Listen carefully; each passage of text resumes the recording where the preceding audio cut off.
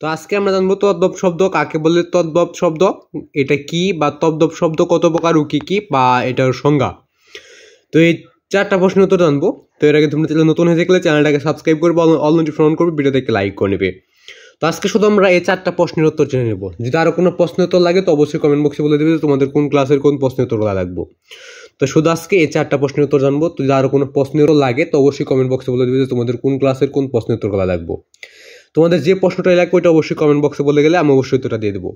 যেহেতু তোমাদের মাঝে আমি এখন সক্রিয় অবস্থানে আছি, তো তোমাদের মাঝে যদি আমাকে সক্রিয় অবস্থানে রাখতে চাও তাহলে অবশ্যই চ্যানেলটিকে সাবস্ক্রাইব করবে, কারণ তোমাদের সাপোর্টের মাধ্যমে আমাকে আমার সক্রিয় অবস্থানে থাকা হবে।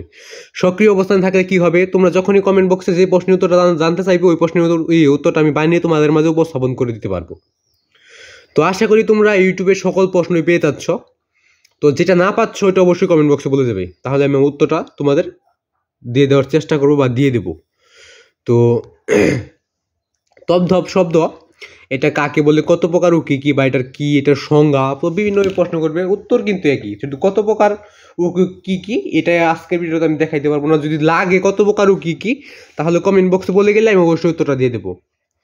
তো আজকে শুধু আমরা তদ্ভব শব্দ কাকে বলে, তদ্ভব শব্দ কি বা এটার সংজ্ঞা বা এটার পরিচয় বা এটার উত্তর আমরা জেনে নেবো। তো এর আগে তোমরা চ্যানেল নতুন হয়ে থাকলে চ্যানেলটাকে সাবস্ক্রাইব করবে, অল নোটিফিকেশন করবে, ভিডিওটাকে লাইক করবে। যদি আরো কোনো প্রশ্নের উত্তর লাগে তো অবশ্যই কমেন্ট বক্সে বলে দেবে যে তোমাদের কোন ক্লাসের কোন প্রশ্নের উত্তরগুলো লাগবে। তো শুধুমাত্র কমেন্ট বক্সে বলে গেলেই আমি অবশ্যই উত্তরগুলো দিয়ে দেবো। আজকে শুধু আমরা তদ্ভব শব্দ কাকে বলে, তদ্ভব শব্দ কাকে বলে, এটার কি উত্তরটা, এবং সকলের প্রতি আমার সালাম, আসসালামু আলাইকুম। তো সকলে ইসলামের জবাবটা অবশ্যই দিয়ে নেবে।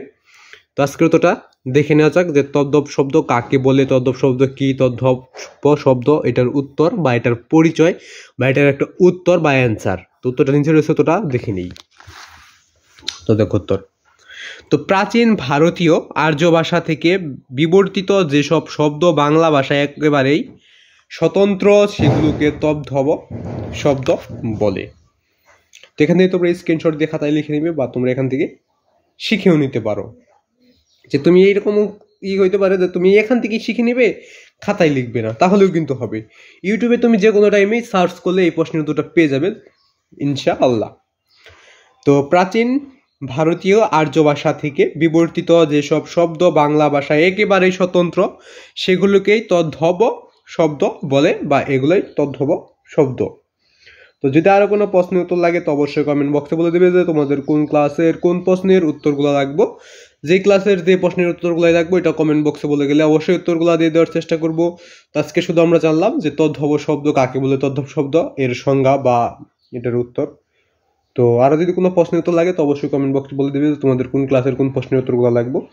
তো আজকের প্রশ্ন এই পর্যন্তই। সকলে ভালো থাকবে, সুস্থ থাকবে এই কামনা রেখে আজকে আমাকে এখানে বিদায় নিতে হচ্ছে। আবার দেখা হবে পরবর্তী কোনো একটা ভিডিওতে। তো সে পর্যন্ত সকলে ভালো থাকবে, সুস্থ থাকবে। আজকে এখানে বিদায় নিচ্ছি। খোদা হাফেজ।